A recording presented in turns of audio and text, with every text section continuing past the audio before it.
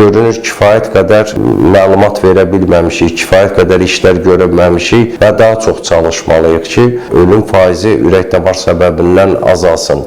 Buna baxanda düşünürəm ki, az iş görmüşük.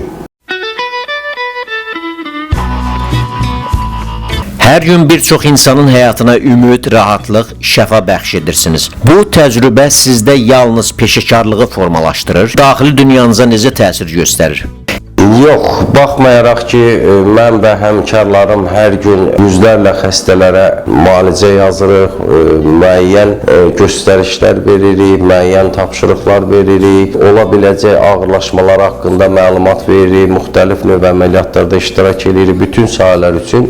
Amma ümumən götürüb dünya statistikasına yaxud Respublikanın statistikasına baxanda ki, ölüm faizi üzrə Azərbaycanda ürək-damar xəstəlikləri birinci yerdədir. Dünya üzrə Azərbaycan ön sıralarda gəlir, yaxşı olmayan bir mənada, pis olan mənada və düşünürəm ki, görünür kifayət qədər məlumat verə bilməmişik, kifayət qədər işlər görməmişik və daha çox çalışmalıyıq ki, bu rəqəmləri geriləyək. Ölüm faizi ürək-damar səbəbindən azalsın.